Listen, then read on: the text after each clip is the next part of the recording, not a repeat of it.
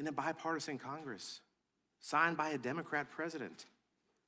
But they are in violation of that law. These states and jurisdictions feel entitled to certain grants, of course. Y'all are combating that.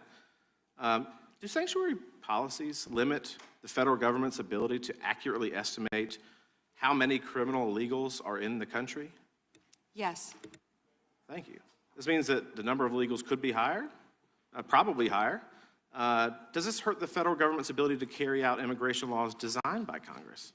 Yes, Congressman. In your opinion, do you believe that the Biden-Harris administration and Democrat pro-sanctuary policies make our communities safer and for the American taxpayer? Do sanctuary policies make our communities safer? No, Congressman. I want to do a brief video to highlight sanctuary cities.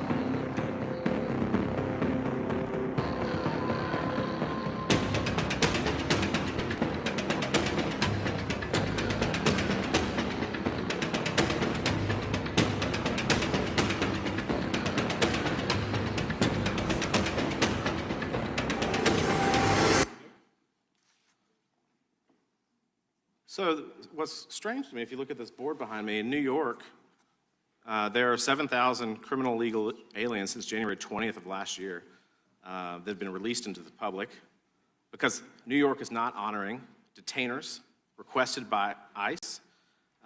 California, similarly, has released 4,500 criminal illegal aliens. There are 33,000 under detainer in California alone. And of the people released, I think it's remarkable that those released in New York, 29 homicides, 2,500 assaults, almost 200 burglaries. These are people that are released into our community by these states that refuse to cooperate.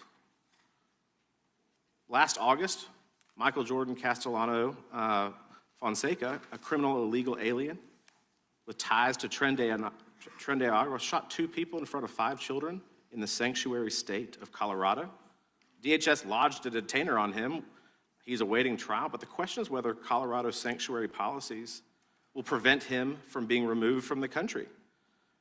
Yes or no? Do you think that sanctuary jurisdictions, if they cooperated with ICE, those illegals in custody could be transferred to ICE properly instead of being held in taxpayer-funded jails and then released into our community? Yes, Congressman. Wouldn't it be more efficient and safer then if Democrats simply cooperated with the federal government, these sanctuary jurisdictions cooperated with the federal government and honored ICE detainers? And why? Why do you think? Of course, because so many criminals are running to sanctuary jurisdictions. Many of your colleagues across the aisle who we've seen speaking today about Epstein don't want to talk about the illegal criminals in their own jurisdiction for that reason. And yes, we need to do everything we can to work together to make America safer, and they're not doing that. This is not a partisan issue. People want to feel safe in their communities. Nobody wants a criminal illegal alien released into the street. I think the thing that maybe the American people don't quite understand is that when you do not honor a detainer, as we've seen, an illegal is released into the public, and now it's up to ICE to maybe apprehend them, rather than behind the courtroom passing them off from one law enforcement to the next. Is that true? Absolutely. What do you think? What is the Department of Justice doing right now to combat sanctuary policies in our country? We're doing everything in our power, obviously, to combat that. Donald Trump is doing everything he can because we are going to make America safe. We are going to get illegal criminal aliens out of this country. We're going to get the gangs out, TDA, MS-13, all of the gangs in this country. We're going to get the drug dealers out and the drugs, and that's what we've been fighting to do. And I wish we could do it on a bipartisan basis, but they just can't do it. And the decrease in numbers speak for themselves. Thank you for your work. Gentleman's time is... Mr. Chairman, we have some UCs, if that's okay. That is okay. Mr. Cohen. Thank you. You see on the National Institute of Justice's study on undocumented immigrants having an offender rate lower than U.S.-born citizens. I'd like to enter this in the record from 2024. Without objection. And I have several myself, Mr. Chairman. The Guardian, January 26, 2026, why is Trump granting clemency to convicted fraudsters? Objection. January 20, 2026, NBC, Trump's pardons forgive financial crimes that came with hundreds of millions of dollars in punishment. Objection. Washington Post, December 19, 2025, Trump's pardons wipe out payments to defrauded victims. Without objection. And Finally, May 30th, 2024, Trump found guilty by Manhattan jury on 34 felony counts of fraud. Without objection. The gentleman from Illinois is recognized. Thank you, Chairman. Attorney General Bondi, glad you finally made it here after hiding for 4 months from this committee. I understand Whoa, why I thought you're you were hiding hiding, from us. Chairman? You're one of the worst attorney generals in our history and an instrument of Donald Trump's lawless authoritarian agenda, and I'm glad the American people are seeing who you are, how you act, and the lack of good values. You weaponize the Department of Justice to target immigrants, working families, and anyone that Trump deems an enemy of the state, all to protect real powerful criminals, including in your administration. My Democratic colleagues have focused on your cover-up of the Epstein files and your passion for protecting pedophiles and child traffickers. That alone is grounds for impeachment. But there's so much more to your corrupt tenure as Attorney General. You directed prosecutors to investigate elected officials in welcoming jurisdictions, and you got thrown out of court when you sued Chicago, Cook County, and Illinois. You directed prosecutors to prioritize low-level immigration cases while gutting enforcement against corporate criminals and public corruption. You revived draconian You're law talking of about public corruption to 1798, me? Whoa. which should be repealed to illegally send people to a torture prison in El Salvador.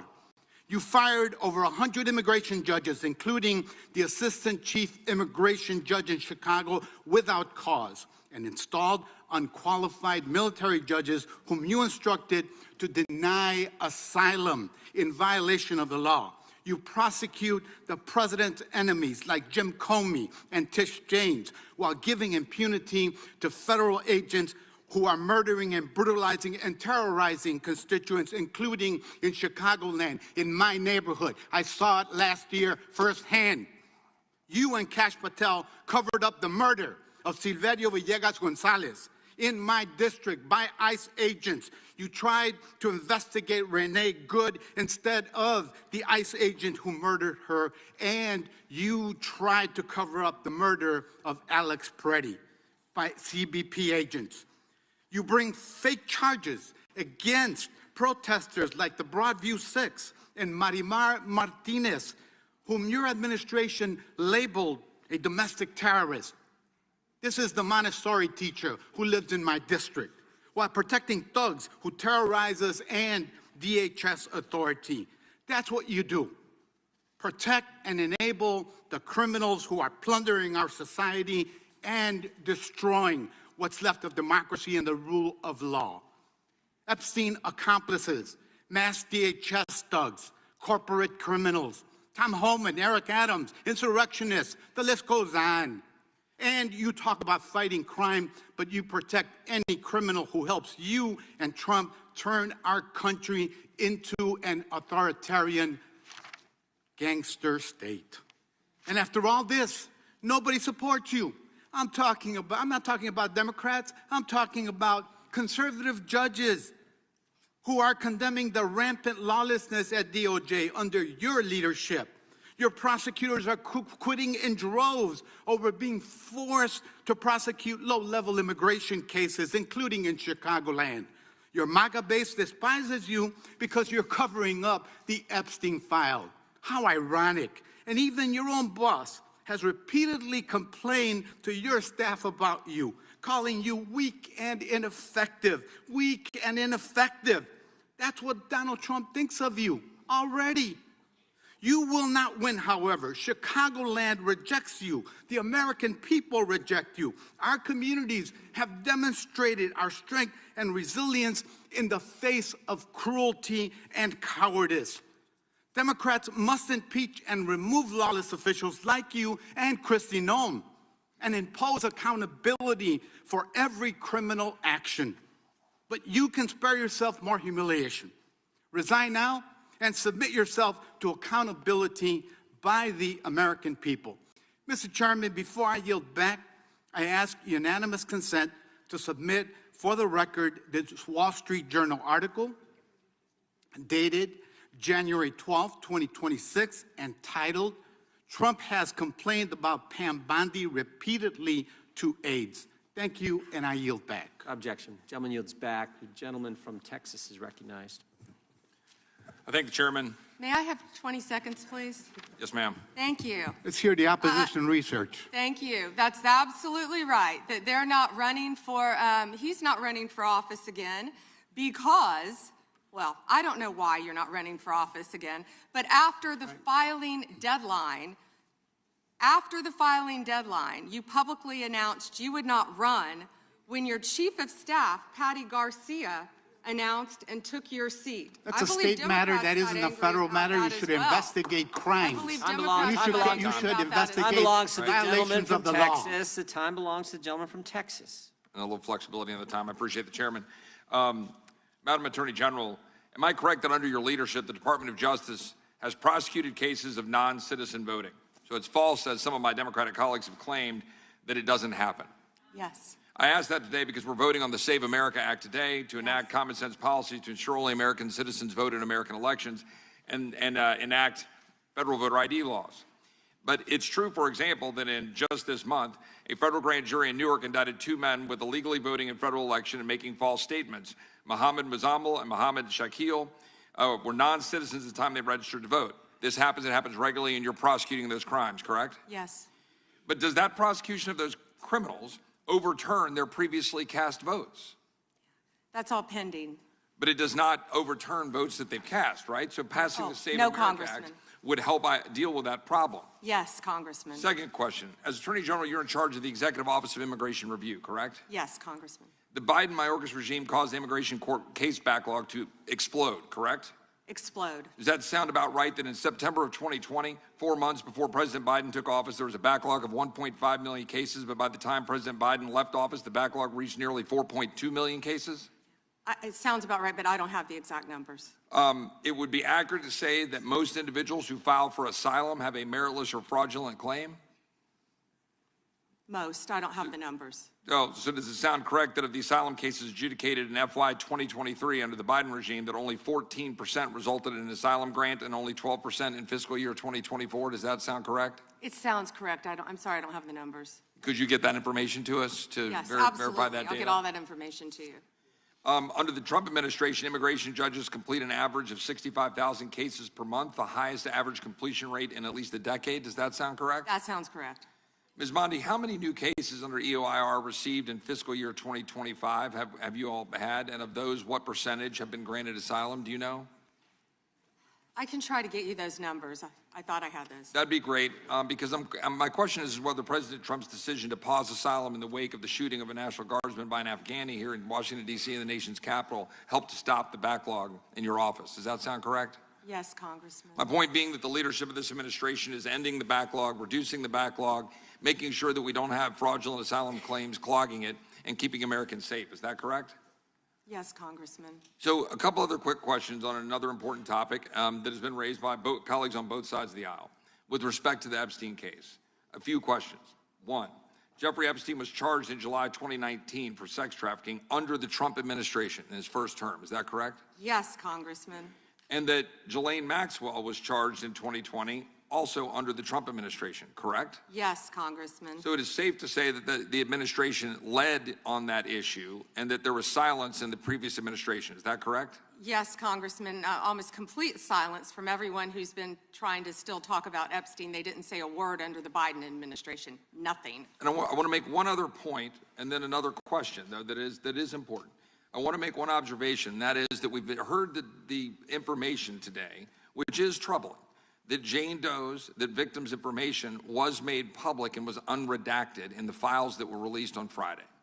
So my question is, some of us had argued when we were dealing with the discharge petition in Congress, that when Congress inserted itself into the process, that we needed to be very careful to ensure that we were protecting victims. So a question that is both, I just want to make that clear, that some of us were fighting for that here, and we didn't get a chance to amend it or change it. So that was concerning. But a question a little more pointed, I have to say, is why, though, were the victims' names released that shouldn't have been? That there were names in the files, that these Jane Does, that their names shouldn't have been made public, when there were some accusers whose names were redacted? That's question one. And question two, was that Ghislaine Maxwell was put in jail for trafficking minors. Rightly so, and you properly said here at this table, you hope she dies in jail. Well, I want to know, will anyone besides her or Epstein, which I congratulate President Trump's previous administration and this Department of Justice for continuing all of that, but that they were indicted, but will anyone else be indicted and prosecuted under this, given the information that's in front of us? So 2 questions. Thank you for letting me answer that. They didn't want to hear my answer on the other side. Yes, given the tight time frame of 30 days, I believe we got everything released within a little over 60 days. I'm talking as fast as I can. My time is up. We did the best we could immediately. If everyone's been coming to view the documents, if someone's name should not have been redacted, we're releasing it. If someone's name was redacted, we said right away, was not redacted and should have been, meaning a victim. We went back and redacted it. We're doing everything we can based on the tight time frame and over 3 million pages that we released that Donald Trump signed for pure transparency. Second, what was your second question? About whether another individual will be indicted. Oh, absolutely. Thank you for asking that. And they never wanted to hear the answer to that. We have pending investigations in our office. Time of the gentleman has expired. Unanimous consent request from the gentleman from Pennsylvania. Thank you. I have several UCs Like as to proceed? receipts. I'd like to have unanimous consent to introduce the National Security Presidential Memorandum 7 dated September 25th, 25. Without objection. The Bondi Department of Justice memo dated December 4th, 2025. Without objection. An article from Newsweek entitled DOJ Deletes Study Alleging Rise in Far-Right Terrorism dated September 18th, 2025. Without objection. Notice article from October 3rd, 2025. Trump's directive on organized political violence could lead to increased surveillance of his critics. Without objection. Washington Post article, September 25th, 2025. Trump targets domestic terrorists, but only mentions the radical left. Without objection. Idaho Capital Sun, October 18th, 2025. Rest easy, Idahoans. The No King demonstrators are American patriots. Without objection. Attacks on freedom of speech, what nonprofits need to know, published by the National Council of Nonprofits, the largest network of nonprofits in America. Without objection. The Freedom from Religious Foundation warns that Bondi memo weaponizes federal law enforcement against non-Christians and dissenting viewpoints. Without objection. A Ken Klipperstein blog from January 28th, 26, ICE's secret watch lists of Americans. Without objection. And an Intercept article from February 2nd, 26, Trump calls his enemies terrorists. Does that mean he can kill them? Without objection. The gentleman from Florida is recognized. Thank you, Mr. Chairman. Good morning, Attorney General Bondi. Good afternoon. Oh, you're right. Good afternoon. It's been a long day. I wrote this morning. We've known each other a long time, and I'll always be appreciative for your assistance when you were Attorney General in Florida after the shooting at my high school at Marjorie Stoneman Douglas in my hometown of Parkland when we passed a bipartisan bill, the Marjorie Stoneman Douglas School Safety Act, which was the largest policy response to a school shooting in American history. Your department also prosecuted to the fullest extent of the law a constituent of mine and former felon that had plans to kill me when he was picked up by law enforcement after he was target practicing in his backyard with 2 rifles, a scope, a silencer, 3,000 rounds of ammunition, an anti-Semitic manifesto. My name was the only name on their target list, and my kids found out about this from their friends at school. So thank you. However, the most transparent administration in American history. Before Trump, we didn't know the word transparency, apparently. It's been 12 months since you gave Republican influencers part 1 of the Epstein files. You said the list was on your desk. Then a memo came out and said that there was no list. Phase 2 of the binders never happened. The President of the United States says the Epstein thing is a hoax. He blasts his own base for wanting the release of the files. He blamed Barack Obama.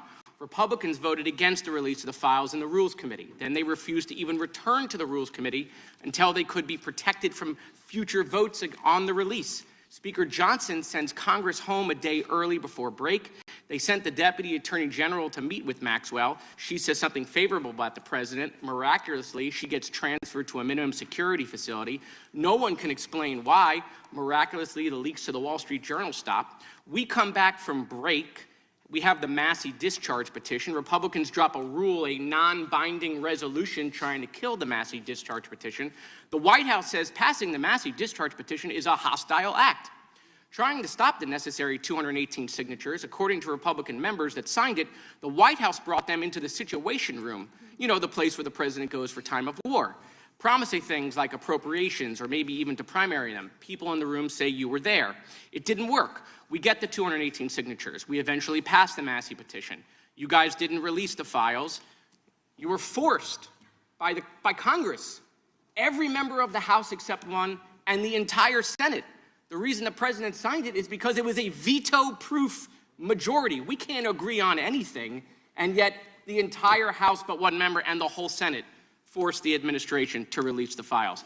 Kash Patel under oath said to Senator Kennedy, the FBI is not in possession of any credible evidence that Epstein trafficked girls to anyone but himself. We know now that's not true. According to documents, Epstein had a worldwide sex trafficking ring. Girls from Poland, Czechoslovakia, Russia, Paris, modeling agencies sending him girls. He even had a relationship with a summer camp where he groomed girls at a picnic table. Ghislaine Maxwell says 29 Epstein associates cut secret DOJ deals. Turns out there is a list. 6 names readily available if you unredact them. Co-conspirators named, but we got them when you unredact them. Maxwell recently tells a House Oversight Committee that she wants clemency to release more names. Kash Patel under oath said Trump's name appears less than 100 times in the files. We now know that's not true. Trump's name appears more times in the Epstein files than God's name appears in the book about God. Okay, by the way, this is the Trump Bible. Move over, King James. Trump's name also appears more times in the Epstein file than Harry Potter's name appears in the 7 books about Harry Potter. Lutnick says that in 2008, he went to Epstein's home, says he had a massage table in the living room, that Epstein said he got one every day, that it was the right type of massage. He and his wife decide to leave and say they'll never be in a room with him again. Howard then says, I'm sure the Epstein stuff is all on video. He was the greatest blackmailer of all time. Well, how would Howard know that? But now the files are public, and in 2012, we find out that he and his family are on Epstein Island after Epstein pled guilty to state charges. I'm from Florida. I take my family to Disney World, not to Epstein Island. There are documents in the files that dispute the president's claim that he kicked Epstein out of his club. Allegedly, the president said that he asked Epstein to leave. Supported now, that's disputed, though, statements from the manager of the club. Now, Madam Attorney General, I have like 25 seconds left. So because I'm curious, and I'd like to see, flip to the Jared Moskowitz section of the binder. I'm interested to see what staff provided on the oppo on me, and because we're in the Olympics, I'm going to give it a grade. I just want to see how good it is. So give me your best one. So first of all, nothing is funny about mocking the Bible and holding up a Trump Bible. That's what you did. You made a joke, and I find offense to that. That's all I have to say. I want it from the burn book. Shame. I want it from the burn book, which is the best one. What you got? Has expired. The gentleman from Wisconsin is recognized. Thank you. First of all, I'd like to clear something up that was said earlier and is frequently said and is manifestly not true. And that is the supposed small number of crimes committed by immigrants or illegal immigrants in the country. That has been based on a poorly done study by the Cato Institute, and I believe the Cato Institute itself has even updated that study. The reason that we know that study is not true is that those statistics are not out there.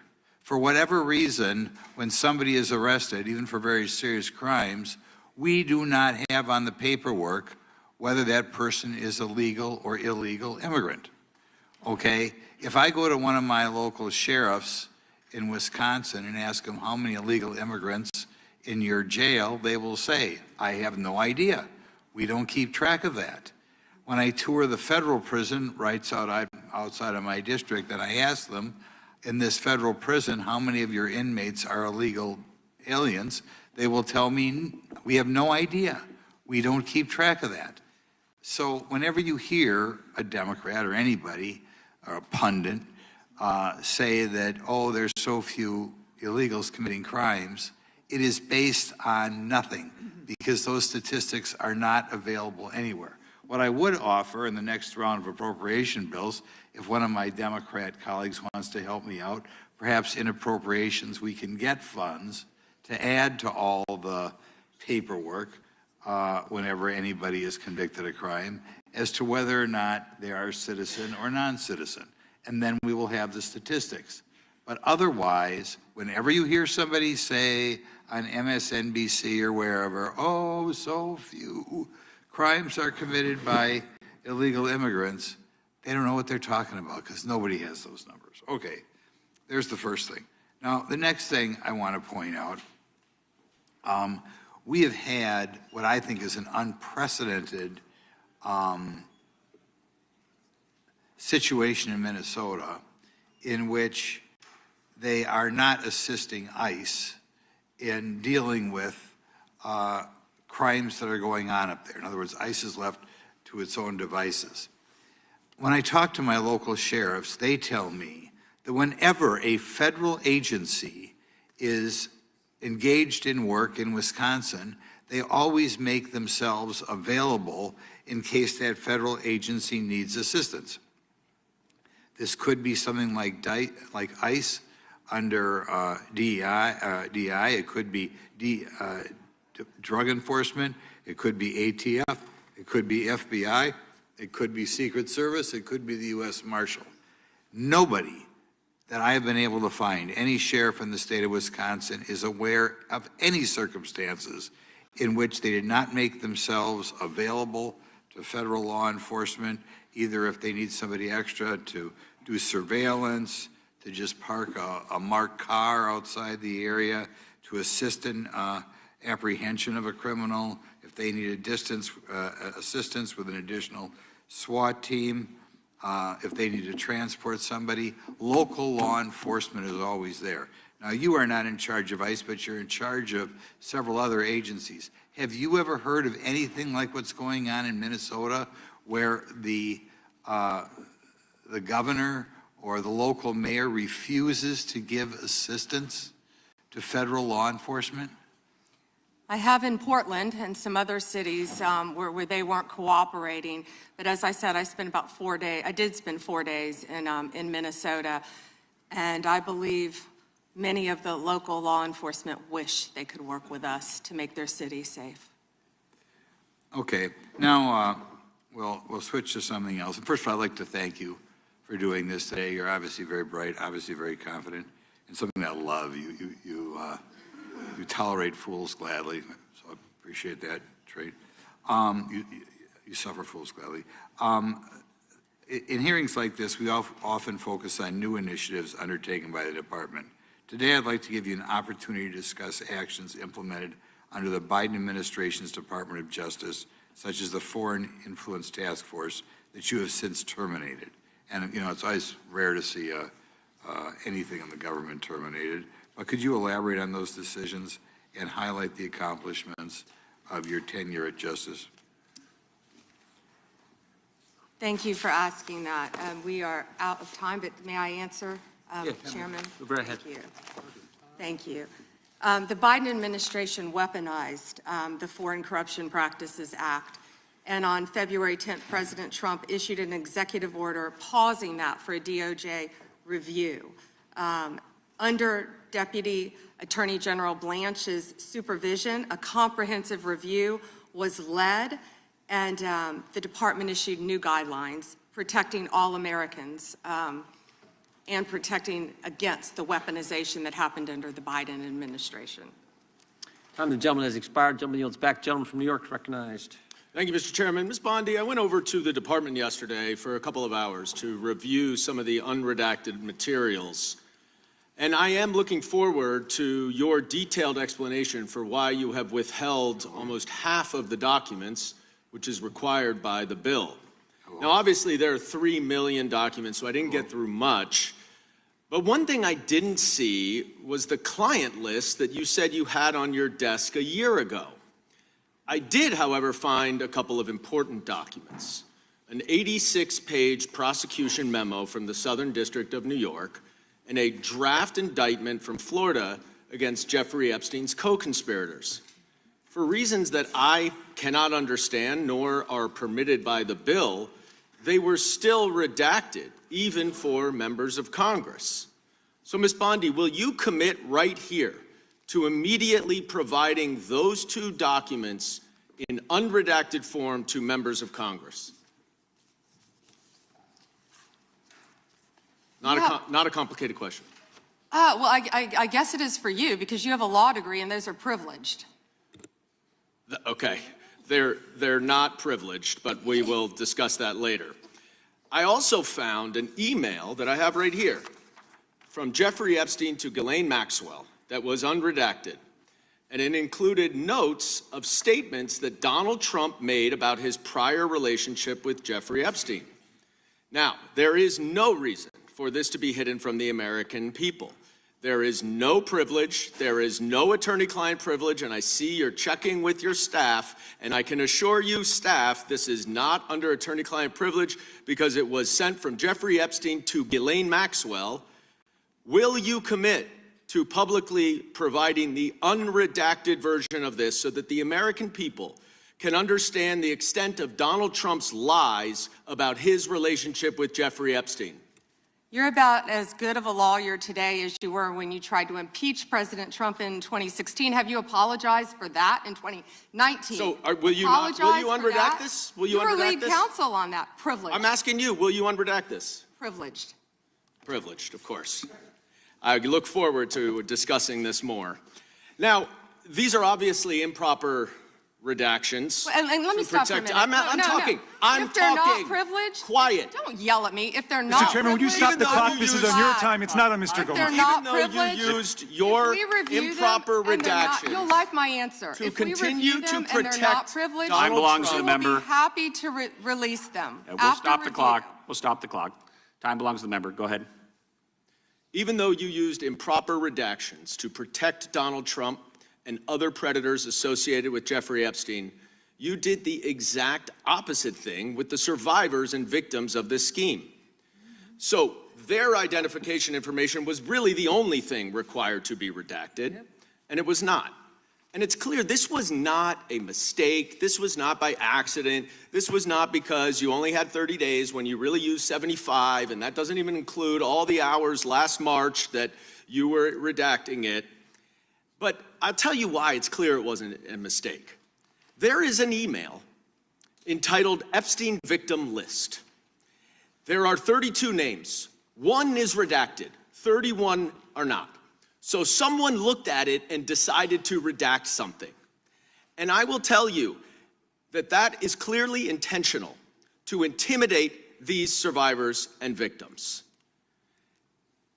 Now, in an interview last week... How will you tell me that's intentional? In an interview last week, Deputy Attorney General Todd Blanche You can't go off script. said that any victim that wants to speak with the department has done so, hopefully. Well, thanks to the incredibly brave people sitting here behind you, we can actually ask them if that's true. Now, would the survivors and victims who are here please stand up one more time? Just by show of hands, how many of you or your loved ones actually have met with the Department of Justice and provided testimony and evidence? None. And of those of you who have not met, which is everyone, how many of you have reached out either individually or through a lawyer or representative to offer to provide testimony and evidence? All of them. And of those of you, all of you, who have reached out, how many of you were denied or ignored by the Department of Justice? All of them. And despite the shameful and despicable efforts by Ms. Bondi and her department to intimidate you, how many of you are still willing to speak to the Department of Justice? All of them. Well, Ms. Bondi, it looks like you have some more witnesses to talk to. Gentlemen, this time has expired. And I yield back. We will go to the good gentleman from North Carolina, Congressman Knott. Thank May you. I have a moment, Congressman? Yes, ma'am. Thank you. Here we go. Here's the photograph. This is why he wanted to repeat everything that had been said previously on Epstein.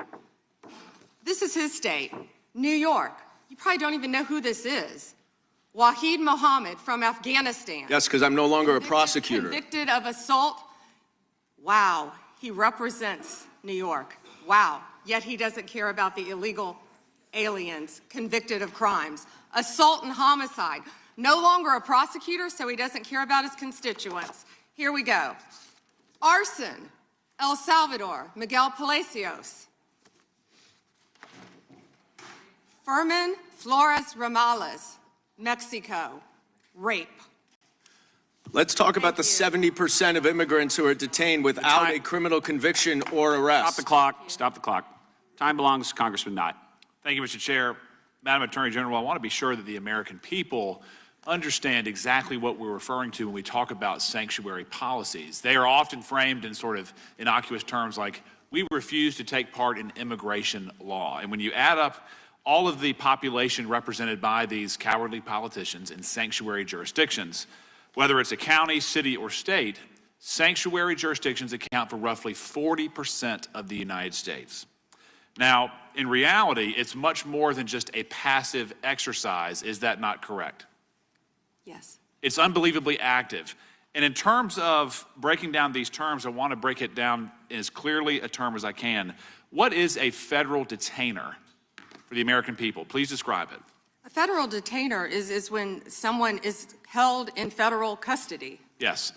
And when a federal detainer is issued to local law enforcement, they are obviously in local or state custody, correct? Yes. And federal officers take note of that apprehension and they say, we want to come and apprehend him or her to deport them. Isn't that correct? Yes. And in these sanctuary jurisdictions, whether it's California, Illinois, New York, or other places, even in North Carolina, there are sanctuary jurisdictions. That federal detainer often prompts not any cooperation, not any assistance, but a release onto the streets. Isn't that correct? Yeah, and Congressman, a federal detainer is federal law. Yes. That people must abide by, yet these jurisdictions, many of these jurisdictions are not abiding by that. And we hear a lot of talk from the other side about victims of violent crimes, sex crimes, murders, whatever it may be. But I want to be very clear. Illegal aliens who have been arrested for committing some of the most heinous crimes, they have been released by sanctuary cities, by sanctuary states, rather than being turned over to the federal government for deportation. Isn't that correct?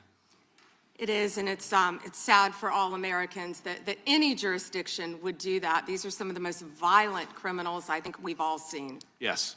And despite their best efforts to obstruct you and the president in making us all safer, I just want to go through a quick list again of the accomplishments that you have been in part responsible for achieving. True or false, the country now has the lowest murder rate in 125 years. Yes.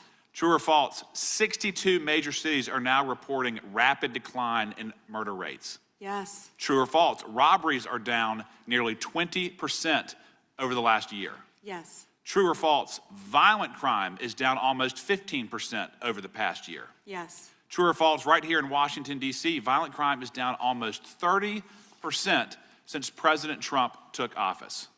Yes, and the number may be even better than that, but yes. Good. Yes. True or false, the DEA has seized over 200,000 kilograms of cocaine since President Trump took office.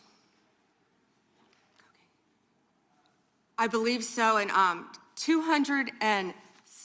78,500 kilos of meth and more than 260,000 kilos of cocaine. Unbelievable. That's lives saved every Unbelievable. day for all of us, for Absolutely. families, for children.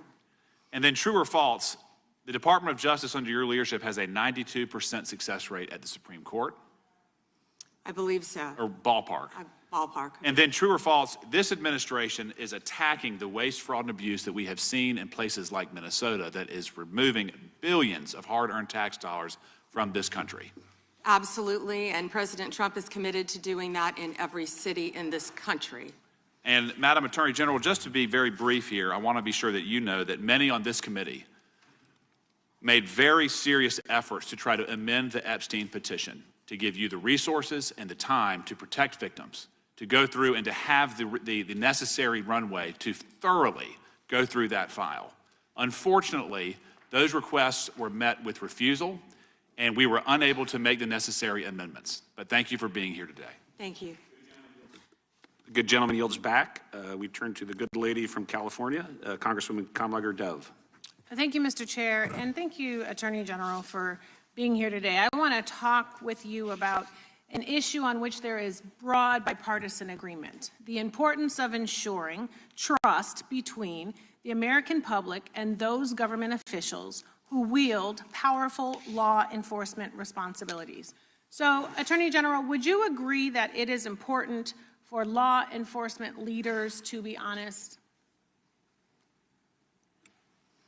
Of course, as well as members of Right. Congress. Thank you. And would you include yourself as a law enforcement leader? Of course. Okay, thank you, thank you. You know, President Trump has also, he has referred to himself as the chief law enforcement officer of this country. So do you believe that President Trump is honest? He is the commander-in-chief of the United States of do you America, believe and that not only President is he Trump is keeping honest? this country safe, Do you he is believe keeping he is this honest? world It's a safe. simple question Of which you course didn't I do. answer. He is Okay, the thank you. commander-in-chief. Last June, Minnesota lawmaker Melissa Hortman, her husband Mark, and their dog were brutally murdered in their home.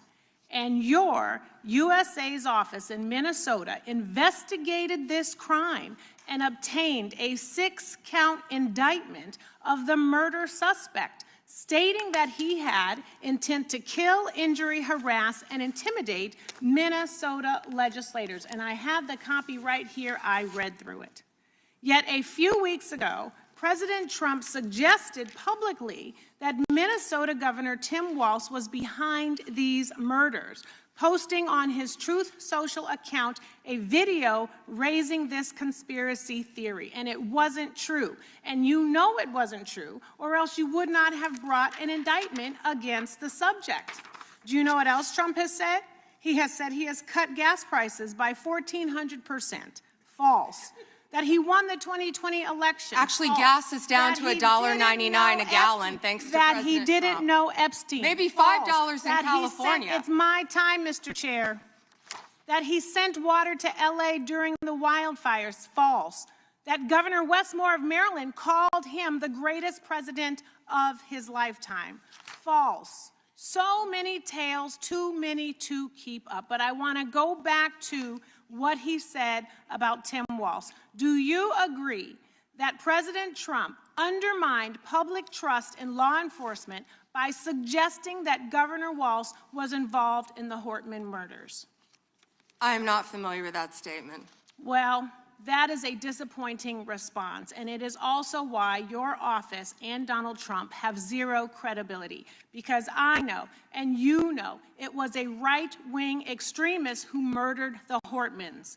And you and the president are being dishonest with the American people. Last fall, after the horrific shooting of Charlie Kirk, President Trump was asked if there were extremists on both the left and the right. And his exact words were, "I'll tell you something that's going to get me in trouble, but I couldn't care less. The radicals on the right oftentimes are radical because they don't want to see crime. The radicals on the left are the problem, and they're vicious, and they're horrible, and they're politically savvy." Do you agree with this statement? You're taking too long, Madam Attorney General. But you know the answer, because your own department has addressed the question. In 24, the DOJ's research arm issued a report on domestic terrorism, stating that the number of far-right attacks continues to outpace all other types of terrorism and domestic violence extremists. The DOJ published the report, and after the president made those comments, the DOJ took the report down. And I sent you a letter asking you a simple question. Why did the Justice Department remove the data that shows right-wing extremists have killed more innocent people than left-wing extremists? Did you refer to immigration enforcement as domestic terrorism? You should answer my answer's question. yes. You're on my time, but you won't. And what I am asking you to do is put the report back, restore the data. Stop scrubbing important data from your website. Stop taking down reports that you know the American people need to know about. There are violent, dangerous people out here with real threats, and the dishonesty from your agency comes from the covering up of these threats that could hurt American people and put our lives at rest. Do better. And with that, I yield back, Mr. Chair. Gentlelady yields back. The gentleman from North Carolina is recognized. May I have one moment? You may. Her district includes Culver City, and she's not talking about any crime in her districts, nothing about helping crime in her district. She's not even worth getting into the details. Well, thank you, Madam Attorney General, and we are grateful to have you here today. And let me just say that you've shown great perseverance today, and I think you're coming to the last lap here of those of us that are left. But I applaud your strength, and I applaud your resolve. Madam Attorney General, as a pastor for over 37 years now, I take serious issue with any attempts by agitators to disrupt church services or activities at houses of worship. And I just want to take a moment to clarify some things. I realize you can't talk about pending cases per se, but I do want to ask some very general questions for clarification. Does the DOJ consider unauthorized entry into a house of worship to be protected activity under the First Amendment when undertaken by a member of the press?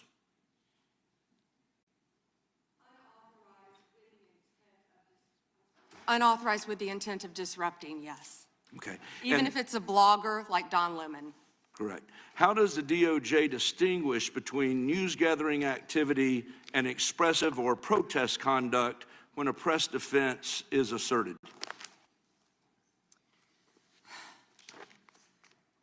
Congressman, I met with the pastor of that church, and what happened there was horrific. Of course, the press is welcome, and I would hope all houses of worship, whether it's a synagogue, whether it's a church, any house of worship. However, what happened here is a pending case again, but within the four corners of the indictment, they were, quote, gearing up for a resistance. They entered a house of worship, and I think the video speaks for itself. What happened in there, what the video doesn't show, is there were approximately 400 parishioners in there on a Sunday morning, families, grandparents with canes, children upstairs in Sunday school their parents were blocked from getting to them once this resistance took place, and they had named it Operation Pull-Up. It was heartbreaking for those families. They were terrified. I think they've all said that. And nothing like that should happen in this country, and under my watch, it won't. Thank you. And just to clarify, accosting members of a congregation and creating a scene marked by intimidation and threat inside a house of worship would not be protected First Amendment activity, correct? Absolutely not, and a grand jury has indicted individuals over that. Thank you. One other question, just shifting a little bit. You know, my home state of North Carolina has been making national headlines at times, and particularly in the city of Charlotte. We've made pleas at times for our governor to get involved, bring in the National Guard. Our Fraternal Order of Police had pointed out that we were about 270 local cops below what we needed in order to adequately police the city. And yet the governor's declined to offer to partner with the federal government to bring in reinforcements to Charlotte. I want to give you just a few moments, really the balance of my time, to explain the impact that Memphis Safe Task Force has had on crime and safety in Memphis, because I know there was a place we saw that cooperation has tended to breed great results, and I would love to hear a little more about that. Thank you. And I have numbers for you, too.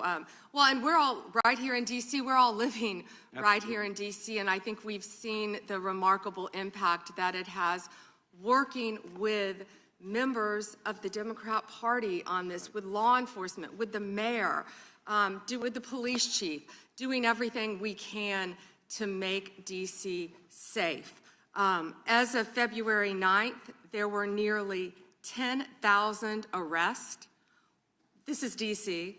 1,000 illegal guns seized since the operation began, with carjackings down 81% from this time last year, and violent crime down 42%. D.C. is safer because of it. We know we had a National Guardsman shot, and we had a beautiful young woman killed. I went to her funeral, and I keep in touch with the National Guardsman who was shot, his parents. He's doing great. He's a miracle. Please continue to pray for him. I know my time is up, but same results I spoke about earlier in Memphis, and we're still working on that with the help of Make Memphis Safe Again. Well, again, I think it just draws an incredible contrast between what we've seen happening in Minneapolis versus what we've seen happen in D.C., what we saw happen in Memphis, and what I would love to see in some ways, if we could ever get our governor to work with us in North Carolina, to happen in Charlotte. But with that, I yield back. Thank you. Time of the gentleman has expired. The gentlelady is recognized. Thank you. I seek unanimous consent to introduce into the record the research that Representative Kamlager-Dove and I referenced concerning the threat of right-wing domestic terrorism, which the Department of Justice scrubbed from its website in September. Without objection, the gentlelady from Thank Texas you. is recognized. Thank you so much, Mr. Chairman. And to be clear, I'm not going to ask any questions of this witness because this witness has revealed that she has no intentions of answering questions. But instead, I'm going to ask some very basic questions really quickly of my colleague, Becca Ballant, if she will answer right or wrong, raping children. Wrong. Right or wrong, killing random citizens. Definitely wrong. Right or wrong, enriching yourself as the sitting president of the United States. Definitely wrong. Okay, thank you, because I probably never would have got that with our witness. Our witness who somehow is a lawyer but does not understand how it works with witnesses. I'm not really sure what law school she went to and what all kind of cases she tried, but typically when you come into a space and somebody's a witness, then they sit there and they answer questions instead of asking questions. And then we also have this objection that we use as lawyers called non-responsive when a witness fails to actually answer the question. But nevertheless, let me address the survivors because that's exactly who they are. They are not victims, they are survivors. Let me say thank you for having more courage and moral clarity in your pinky fingers than the entire Department of Justice. We are currently the laughing stock of the world, partially because of the failed leadership within the DOJ as we see kings and queens falling everywhere around the world. But we don't know the basics of right and wrong in this country because it's not about partisanship. And that's why I applaud Thomas Massie, because he's the only person on the Republican side that has a backbone and knows how to stand up to corruption. But nevertheless, let me keep going. My Democratic colleagues have been attacked this entire committee hearing. They have been lied on, and frankly, the American people weren't looking for that. They were looking for answers about the corruption that they see coming from this administration. In the written testimony of this witness, of this particular witness, she stated that when she took office, she had two main goals. The first was to end the weaponization of justice, and second, to return the department to its core mission. Not only have you lied about both, you've intentionally done the exact opposite. You're spending more taxpayer resources arresting journalists than you are prosecuting pedophiles and creeps. In fact, your boss, the President of the United States, stated that this administration, quote, took the freedom of speech away. And at your direction, DOJ has arrested Don Lemon and Georgia Fort. And I might add that y'all actually had a judge that rejected y'all for trying to arrest Don Lemon before, just like the grand jury rejected y'all as it relates to Senator Kelly, just like a grand jury rejected y'all as it relates to Senator Slotkin, just like the case against Tish James was dismissed and the case against Mr. Comey was dismissed. I completely don't get how it is that you're sitting at the top of DOJ because you don't seem to be good at your job. You're spending more taxpayer resources arresting these journalists. In fact, we know after Georgia Fort and Don Lemon were arrested, we know that there were homes of journalists that were raided. We know that threatened prosecution against students protesting your actions and forced tech companies to remove apps used to track ISIS activities. But let's circle back to you protecting pedophiles and creeps, because I want to talk about the president and his possible involvement with Jeffrey Epstein. Now, I don't know what the president might have done with Jeffrey Epstein, but unlike this administration, I believe that facts matter, so let's talk about the facts. Fact number one, Donald Trump is one of the most named people in the Epstein files. At least 5,000 files contains more than 38,000 references to Trump, his wife, or Mar-a-Lago. Fact number two, Jeffrey Epstein and Ghislaine Maxwell made young girls available to Trump on multiple occasions. For example, according to this file, Ghislaine Maxwell presented a young girl to President Trump who spent more than 20 minutes apparently flirting with her. Here's another example. This shows notes from FBI investigators that describe Jeffrey Epstein transporting a victim to Mar-a-Lago to meet with President Trump, where he bragged to Trump that, quote, "This is a good one." Now, I'm not saying that the president is a pedophile, but there is a lot of evidence in these files that suggests that he's very close friends with a lot of men who are pedophiles. What's crazy about all of this is just that this is a big cover-up. And this administration is engaged in it. In fact, this administration is complicit.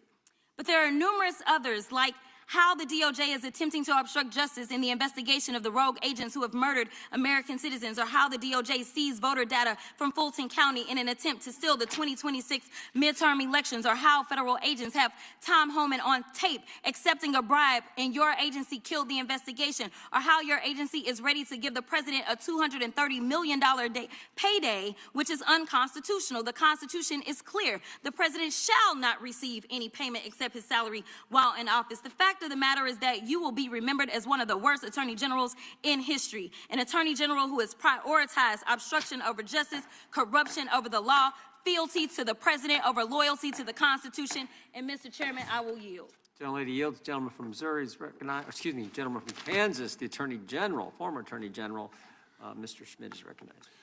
Thank you, Mr. Chairman, and General Bondi, thanks for being here. Did you have anything you wanted to say before we talk? I do. Thank you, Congressman. Thank you, my friend, for many years. I find it interesting that she didn't even want to try, Congresswoman Crockett, to ask any questions, because she certainly did not condemn her leader, Hakeem Jeffries, for taking money from Jeffrey Epstein after Epstein was convicted.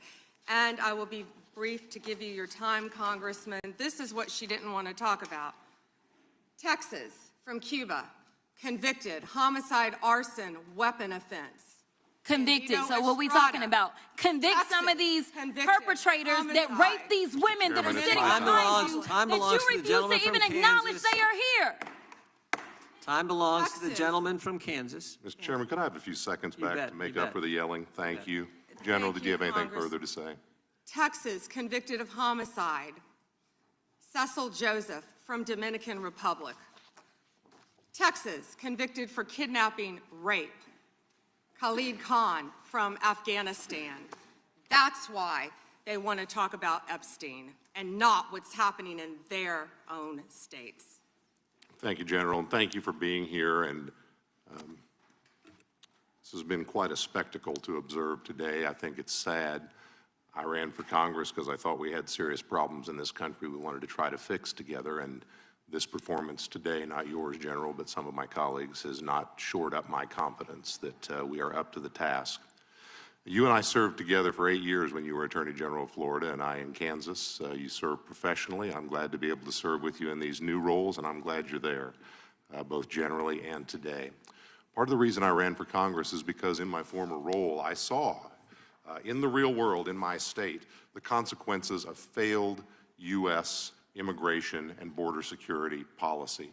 And I'll spare you the lengthy recitation, but let me give you the short version. I sit here and think about a fellow who was running, I believe it was drugs for the cartels, and shot a police officer in Oklahoma, drove across the border into my state, kidnapped an old man, and then invaded a house and shot at cops before we ultimately neutralized him. He's in prison now for, I believe, the rest of his life. I'm thinking about a drunk driver who was in our country illegally, never should have been here, and one night killed a young deputy on southern Johnson County, Kansas, who was making a traffic stop on another individual. Drunk driver ran into him, never should have been here, shouldn't have happened. Thinking about a guy who was deported repeatedly, came back and ultimately murdered, I believe it was 4 people in Kansas City, Kansas, and then fled to Missouri and killed a 5th guy. He died in prison. I'm thinking about a guy we prosecuted who wasn't supposed to be in this country, who raped a child in a little rural county up north on the Nebraska border, and we sent him to prison for, I believe, the rest of his life. Thinking about a guy who wasn't supposed to be here at all, who murdered, I think it was his wife or his domestic partner in an act of domestic violence in northwest Kansas. Thinking about another guy who was here and joined up with some folks who were citizens and committed a crime spree and then thought he might get caught, so he killed one of his accomplices. And we sent him to prison for the rest of his life. And that's just the ones I'm thinking about sitting right here. And you know what's common in all of those? They all committed violations of my state's law. They were caught by my state's law enforcement. They were prosecuted by my state's prosecutors. They are serving time in my state's prisons. And if and when they ever get out, the United States has said they need to be sent out of this country because of what they did. There's a list. You're holding up photos, General. There's a list on the Department of Homeland Security's website. It has about 280, 290 people like that in my state of Kansas. And you know what? We haven't made headlines like Minneapolis. We haven't made headlines like Memphis. We haven't made headlines like Los Angeles. And you know why? Because our cops are professionals, and our politicians, by law, allow them to do their job and to work with federal agents for safe handoffs in order to do everything that's supposed to be done, justice under state law, and the justice of deportation on the back end. So I want to do something that's been rare here today, General. I want to ask you about public policy. Donald Trump won't be president forever. I would like to lock in some of these gains we have made in public safety. Should we be exploring the idea, for example, of beefing up 287G partnerships, or maybe replicating that so that state prosecutors can work more closely with federal prosecutors to get deportation orders as well as state convictions? Absolutely. In terms of sanctuary jurisdictions, when a sanctuary jurisdiction says as a matter of politics, go pound sand to the feds, we won't honor your detainer, so they release those people I'm talking about into their communities. And those people commit another crime of property or violence against citizens. Should those citizens have some type of civil redress against the jurisdiction that as a matter of public policy turned those people loose who created the new victims? Yeah, and Congressman, it's risking the lives of all of the citizens of that jurisdiction. And you've been sued a lot, or the administration has, by folks who don't like your policies. Hundreds of times. You've won many of those. Yes. Isn't it the case that the law says under Rule 65 that when you win those and there's a wrongfully entered injunction that there's supposed to be a monetary remedy for that, so there's a cost? Yes. And didn't the president direct you and other agency heads to start seeking bonds in those cases? Yes. And should we beef up the law in that area by codifying that requirement going forward? I would love to discuss that with you. Thank you, General. Thank you for being here. Gentleman yields back. Well done. Some of the questions he raised, we plan on taking up in a markup in a couple weeks on the whole sanctuary jurisdiction issue. With that, I recognize the gentleman from Texas. Thank you, Mr. Chairman, and thank you, Madam Attorney General, for taking the time to speak with us. We certainly really appreciate it. I've got a series of questions for you that we can get through pretty quickly, I think. Can you tell me, is it true that the Biden-Harris DOJ raided President Trump's home? They did. Did the Biden-Harris DOJ allow Jack Smith to spy on over a dozen Republican members of Congress? Absolutely. Did the Biden-Harris DOJ seize the phone of a sitting Republican congressman? Yes. Did the Biden-Harris DOJ and Jack Smith pay at least $20,000 to confidential human sources to provide information on President Trump? At least. At least. Did the Biden-Harris DOJ and FBI fail to apprehend the suspect who placed pipe bombs near the Capitol ahead of January 6th? Yes. Did the Biden-Harris DOJ target parents as domestic terrorists? Absolutely. Did the Biden-Harris DOJ target pro-life Catholics, going so far as to interview a priest and a choir director? Yes. Did the Biden-Harris DOJ send FBI SWAT teams to arrest pro-life advocates with no criminal histories? Yes.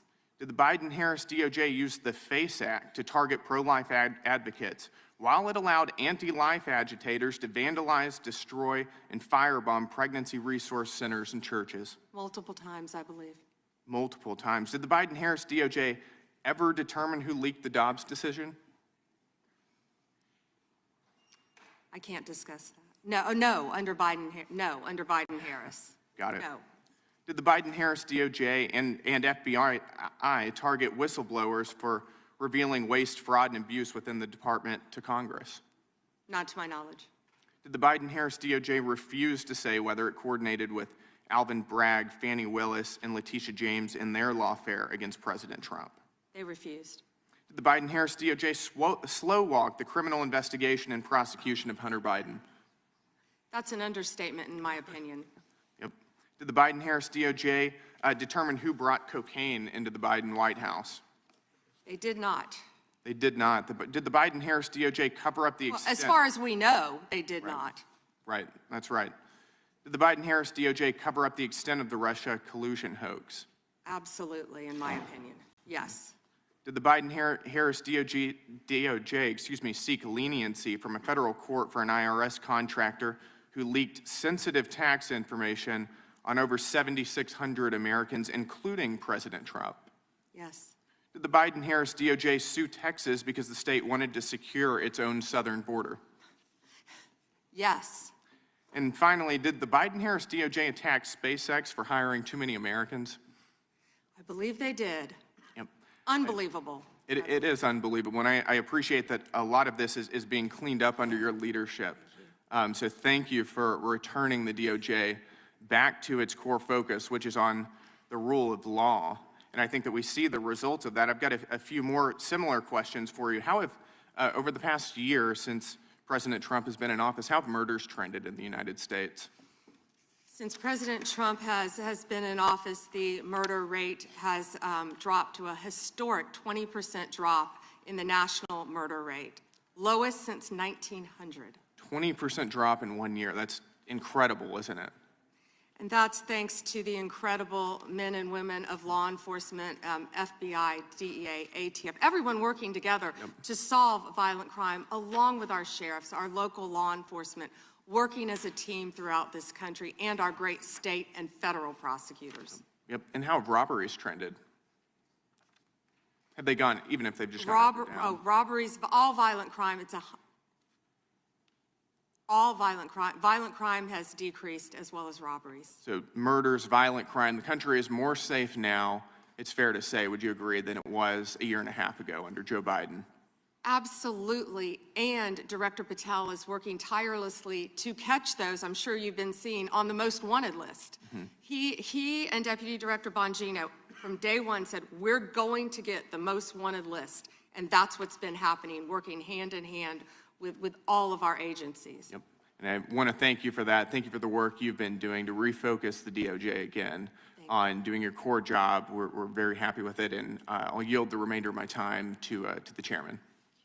I appreciate it, gentlemen. I would just say, earlier one of the Democrats said that they said, who are you, who you are? And I think you're the Attorney General who I think on the first day disbanded the FIDF, first day on the job, rescinded the memo that required spying on parents that Mr. Garland had issued, and stood up the weaponization working group. I think you did that all on day one. Not to mention, you're the first Justice Department that's put in place, as we've talked about earlier, this Deputy Attorney General for combating fraud. So we appreciate that, and of course, all the things that Mr. Gill pointed out with the crime stats that have went down. So our last question of the day, but not the least, the gentleman, I'm sorry, we're going to have two more. We got Mr. Onder and then Mr. Baumgartner. So Mr. Baumgartner, well, let's go that way since you're here. You're ready to go. Mr. Baumgartner, and then we'll come back to Mr. Onder. Thank you, Mr. Chairman, and thank you, Attorney General Bondi. You know, being a freshman on this committee, you always get a bit surprised, I guess, even 1 year into my term here, how theatrical days like this can be. But I think you've performed well today and answered the questions well today, and that's a credit to you and appreciated by the American people. You know, the Epstein issue is certainly important and is important for the victims. I think both I and the American people have a little bit of trouble taking the Democrats super seriously on this issue when they have been so uncurious about President Clinton's relations with Jeffrey Epstein. And even myself, I had no idea that there was actually a sitting Democrat congresswoman who had taken substantial campaign donations for Mr. Epstein, only when that came to light on the floor with the potential resolution. And you would think there would be more outrage on those types of things if they were going to be taken credible. But we do know the performance value of what goes on in this committee. I want to talk about the big things that Department of Justice is doing. And when I look at the dramatic decrease in crime in this country in the last year since the Trump administration has come, you see the board behind me. Violent crime plummets across major U.S. cities. And I guess so my first question would be, and when it comes to the big stuff, how are you guys getting this stuff so right? What contributes from your perspective to this dramatic decrease in crime in major U.S. cities under the Trump administration? When I first took office, I met with all of our agencies. And the one thing that stuck with me, that one of the heads of the department said to me, one of the law enforcement department heads, President Trump has taken the handcuffs off us so we can keep the people of America safe. And that's what he's done. He has given our law enforcement officers the tools that they need and the backing that they need, the support that they need to combat violent crime and all crime throughout this country. And, you know, I'd be remiss, we've talked about the FBI, we've talked about DEA a bit, but can I please brag about ATF? Rob Cicada and Dan Driscoll, of course, who has been our acting head of ATF, have done a remarkable job stopping guns from flowing into Mexico, not harassing gun owners. 26,965 violent crime cases have been initiated, including more than 4,300 firearms trafficking cases. More than 1,200 of those are tied to gun trafficking in Mexico. I talk to them almost daily. Thank you. And they're working so hard. Well, thank you, Attorney General. Again, you know, I look back at this last year, and we've had this historic tax cut. Yesterday in the Wall Street Journal, the National Cancer Foundation ran full-page ads thanking Congress, the administration, for doing more for cancer research than has ever been done before. I was just meeting with Habitat for Humanity out in the hallway, and they came and thanked us for doing more that's ever been done for Habitat for Humanity. So there's been so many accomplishments, but I really think this crime is the biggest deal of all. But I do have some concerns on this issue, and those also are respect to how we keep people safe with sanctuary cities and sanctuary states. And I remind everyone, and as I'm sure you know, Madam Attorney General, that when we had the terrible terrorist attacks of 9/11, the #1 recommendation of the 9/11 Commission was to reduce barriers between all levels of law enforcement. They specifically pointed to things like fusion centers, Joint Terrorism Task Force, and getting local law enforcement and federal law enforcement to work together and communicate on a regular basis. And I would just like your perspective, because we have a more complex global threat than any time since World War II. We still have Islamic terrorism. We have spies from China, Iran, Russia, all these things. And what does sanctuary cities and states do for communication law enforcement? And how does it make us less safe? Sanctuary cities and states are attempting to prevent communication among all the law enforcement agencies. And of course, that's keeping all of America less safe, especially when the violent criminals are fleeing to those jurisdictions because they believe they're protected.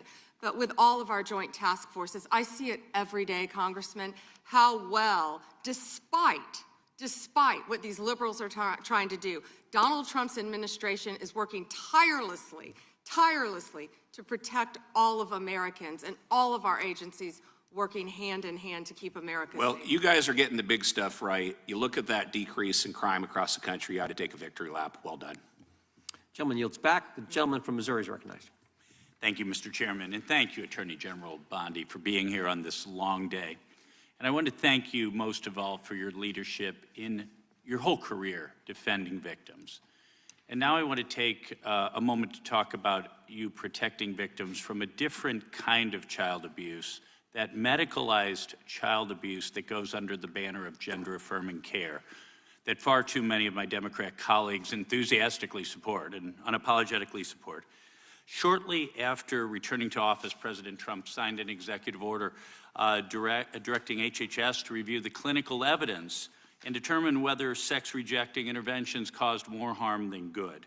HHS reached the same conclusion that the UK and Finland and Sweden reached, that the risks are serious and that imposing this so-called care on minors was not appropriate. This executive order also directed you as Attorney General to, quote, work to draft, propose, and promote legislation to enact a private right of action for children and the parents of children whose healthy body parts have been damaged by medical professionals practicing chemical and surgical mutilation, which should include a lengthy statute of limitations. Last September, you transmitted that bill to Congress. It has been my honor to introduce that bill as the Chloe Cole Act.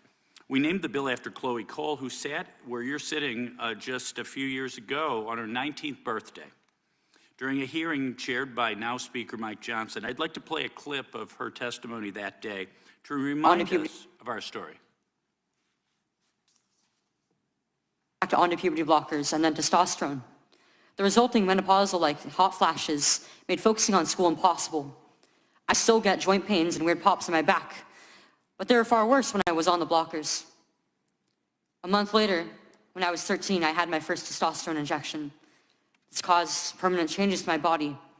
My voice will forever be deeper, my jawline sharper, my nose longer, my bone structure permanently masculinized, my Adam's apple more prominent, my fertility unknown. I look in the mirror sometimes and I feel like a monster. I had a double mastectomy at 15.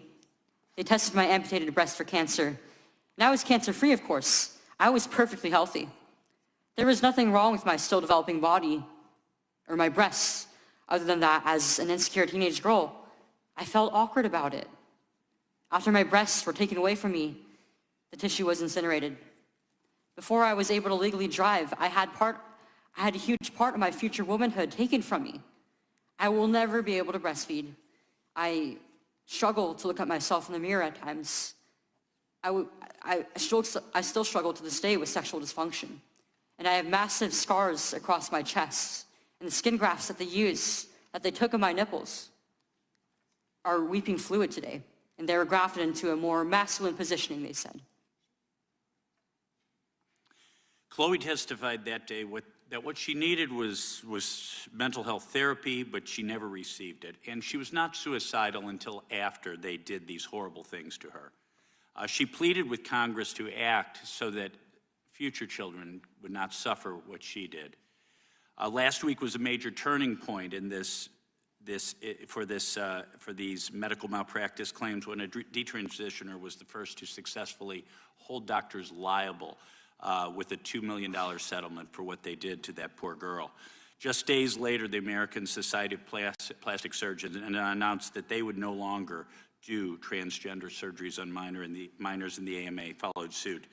This proves that if the bill your DOJ drafted were passed into law, these barbaric practices would end immediately, because all victims would be able to hold those who harm them accountable. Could you share with us a little bit about your work in advocating for victims like Chloe and what a private right of action would mean for victims like her and their families? Yes, and first, Congressman, thank you for championing this bill. And also to Chloe, what a brave young woman to come before this body. Yes. And at age 19. At age 19, and talk about what happened to her. It's not about just giving relief to children who have been harmed. It allows victims whose healthy body parts have been damaged to seek relief and obtain relief. And thanks to you, and we are proud to work hand in hand with you on this issue. And I think it's pretty sad none of your colleagues on the other side of the aisle even brought that up. But I hope they support this to protect all children throughout this country. Well, General Bondi, thank you so much to you, to your department, to President Trump. I yield back. Gentleman yields back. I've just saved some UC requests for the end, Mr. Chairman. Okay, go right ahead. Thank you kindly. Record low crime during the Biden-Harris administration. Crime down in every category in 2024 under Biden. FBI report says Trump takes credit for violent crime drop where rates were already falling. From NPR, Trump administration targets ATF with plans to cut jobs and ease gun restrictions. And then a few oldies but goodies, I've introduced these before about the claim that we didn't have anything to say about Epstein before the Trump administration. Raskin joins call for Attorney General to reopen Epstein case and publicly release Acosta misconduct investigation in documents March 1, 2019. Oversight Committee plans hearing with Acosta on plea deal with Epstein July 10, 2019. And finally, 68 House members call for resignation of Labor Secretary Acosta, July 10, 2019. Without objection, Attorney General Bondi, thank you for your service to the country. And thank you for being here for a long day. We appreciate your willingness to come and answer our questions and the great job you're doing for our country. And I got one thing I got to say. This concludes today's hearing. We thank our witness for appearing before the committee. Without objection, all members will have 5 legislative days to submit additional written questions for the witness or additional materials for the record. Without objection, the hearing is adjourned.